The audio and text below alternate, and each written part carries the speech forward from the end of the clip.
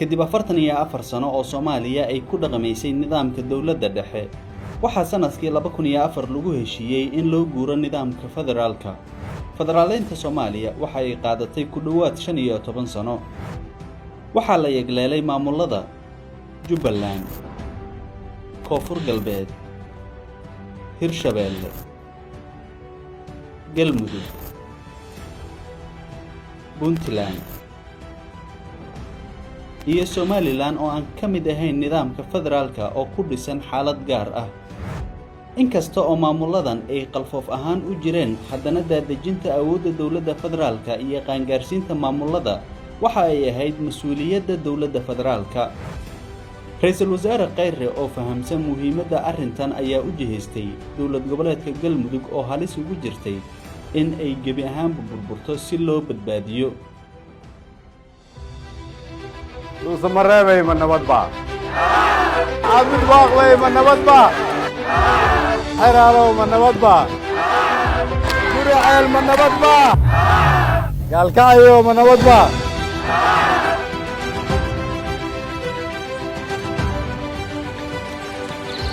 dib u dhiska Galmudug waxa uu ahaa safar taariikhda galay kadis ahaa balse xambaarsanaa ujeeddo weyn oo wax ka bedeshay aragtida laga haystay Galmudug safarka Ra'iisul Wasaare Khayre waxa uu ku soo beegmay iyada oo khilaaf curdun ah oo ka dhaxaloosmay ahlu sunna wal jamaaca iyo madaxweyne Xaaf oo horey xulafo u ahaa cadaado oo gooni u taagan iyo muran ka taagnaa muddaxileedka Xaaf oo dhamaaday fariinta Ra'iisul Wasaaraha uu la tagay Galmudug waxa ay ahayd fariin mid ah oo la fahmi karay inaan ka fikirno sida ay noqonayso Galmudug nabada midaysan maamul isku duuban leh saameyn noocee ah ayay ku yeelan kartaa horumarka iyo midnimada ummadda Soomaaliyeed doorashada Galmudug doorasho guud oo ka dhacday Galmudug ayaa loo arkay in ay tahay xalka kaliya ee dib loogu soo nooleyn karo hay'adaha dawliga ah ee Galmudug Ra'iisul Wasaaraha waxa uu kulamo la yeeshay madaxda ahlu sunna wal jamaaca iyo madaxweyne Xaaf waxa uu ku qanciyay in doorasho ka dhacda Galmudug in ay ka dhacdo caasimadda Galmudug ee Dhuusamareeb in wasaaradda arrimaha gudaha iyo federaalka ay hogaamiso habraaca doorashada waxaan uga mahad celinayaa inuu ku baaqay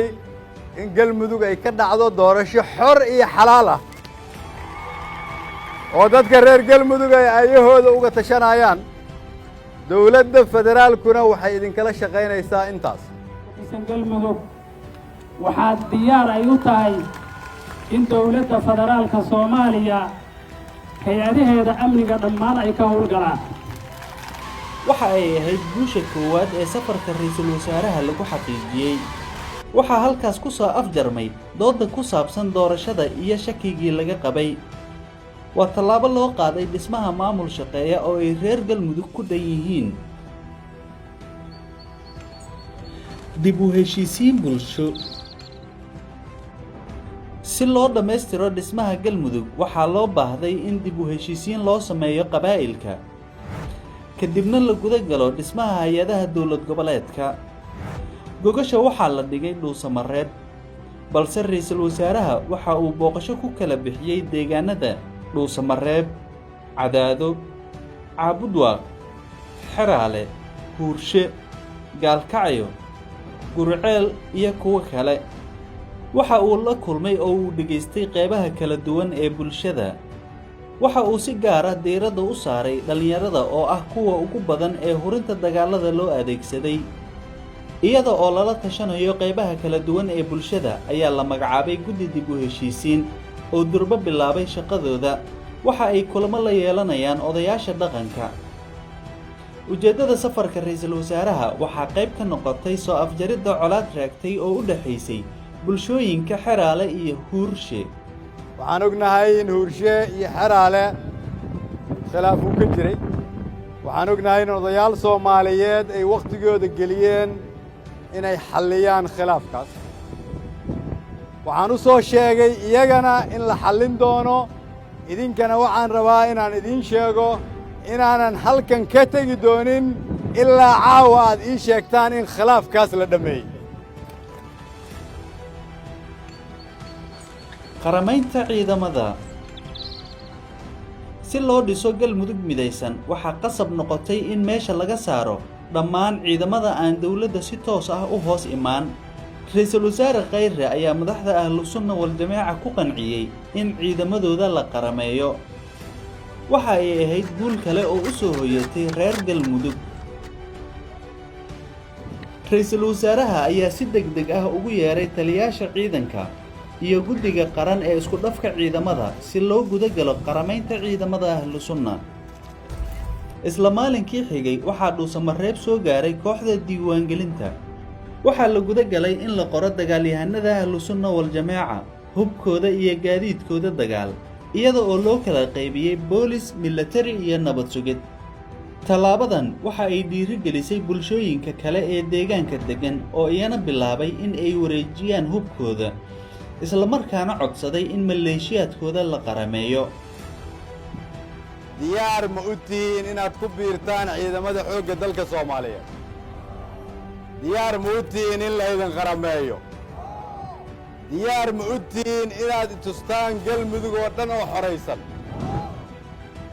la shaqeeya madaxda idiin timid, isdiiwaan geliya xuquuqdiinna iyo qalabkiinna iyo mushaarkiinna. mar alla markii la idiin dhammeeyo warqadiinna taliyaad kula xisaabtamaysaan. haddaad ka weysaan aniga ii soo sheega. waxaa la xereeyay dagaalyahanadii Ahlusunna wal Jamaaca. waxaa loo furay tababar ciidan si loogu diyaariyo ku biirista ciidanka qaranka. matashaan qabiil, ma matashaan qolo, ma matashaan koox. madaxda halkan joogto ciidamadana waxaan leeyahay ma matashaan gobol, ma matashaan qolo. waxaad matashaan qaranka Soomaaliyeed maadaama la idin qarameeyey. waxaa la rabaa inaad soo celisaan sharafta iyo karaamada ummadda Soomaaliyeed. dadka Soomaaliyeedna waxaan rabaa inaan u sheego bil ka hor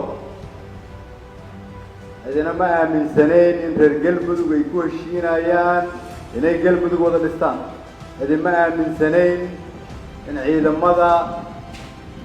gobollada Galmudug oo dhan la isu keenayo la xareynayo dawladda federaalka ka mid noqonayaan. idinma aaminsanayn in adduunyada indhaheeda ay ku soo jeesan doonto. tani waxay tusaale u tahay ciddii aan aaminsanayn inay Soomaaliya hore u socoto. halkana tusaale kaaga ah. ma istaagayno ilaa aan dalkeena dib u dhisno. ma joojinayno ilaa aan hooyo walba siina xuquuqda ay leedahay. ma joojinayno inay noqoto Soomaaliyada ay ahaan jirtay. ma joojinayno ilaa aan gaarsiino Soomaaliya inay noqoto meel lagu soo ordo aan laga soo ordin. Soomaaliya ha noolaato. waxaa dib loo dhisayaa qaybta 21aad ee taliska xoogga si loogu diyaariyo howlgalka xoreynta deegaanada ay Al-shabaab haystaan ee gobolka sida deegaanada Xarardheere, Ceelbuur, Ceeldheer iyo deegaanada kale. amniga Dhuusamareeb.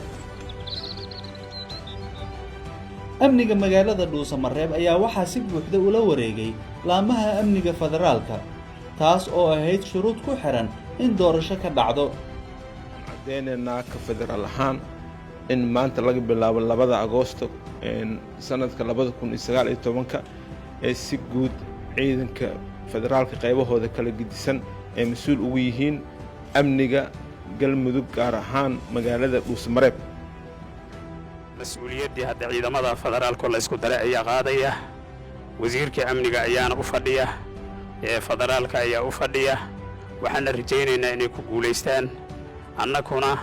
wax kasta inooga baahdaanba garabkoodaan taagannahay. waxaan kaloo sheegaynaa ciidamada dawladda federaalka Soomaaliya ee loogu talagalay amniga inay sugaan maahane waxa ciidan oo kale in bannaanka laga geeyo caasimadda in laga baxsho oo ciidamada kaleeto oo ku sugan ayadana sidaas waa lagu ballamay biidnillaahi alkariim. marka maanta waxaan u sheegaynaa reer Galmudug iyo shacabka Soomaaliyeed meel kasta ay joogaan shardiga amniga ah wax sila waa maqlayseen ciidamada federaalka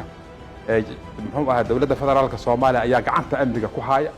airboorada iyo magaalada meelaha laga soo galay wasiirka amniga waa u jeeda wasiirka arrimaha gudaha wuxuu sheegay in la juustakadu ay diyaar tahay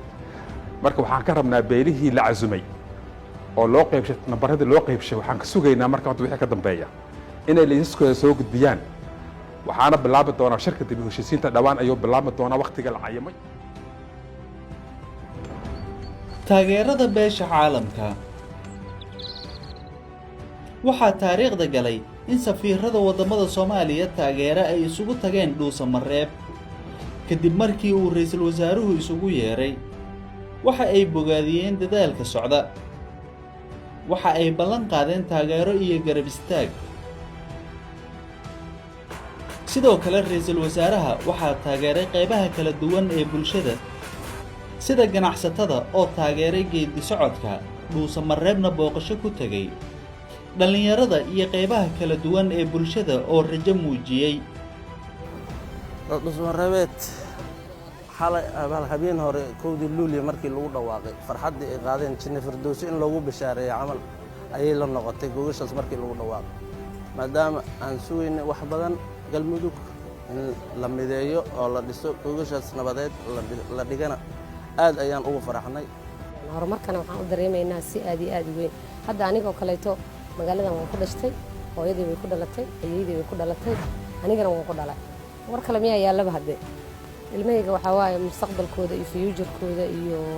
waxbarashadooda iyo nidaamkooda waxaan ka raadiyay waa iyaga maba ku noolaan kara meel kale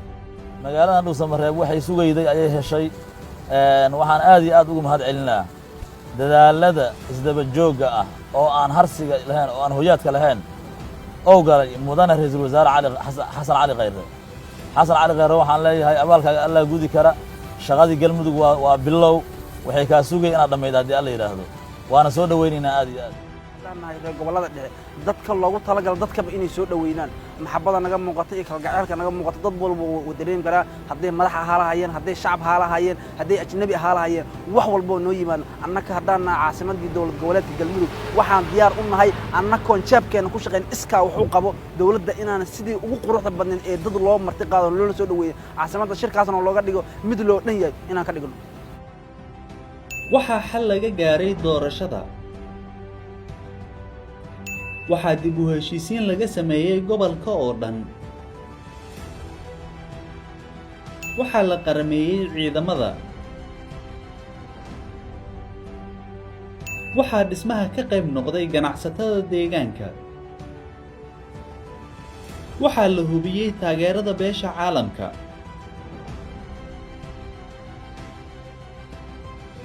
waxaa la dhisay guddi dib u heshiisiin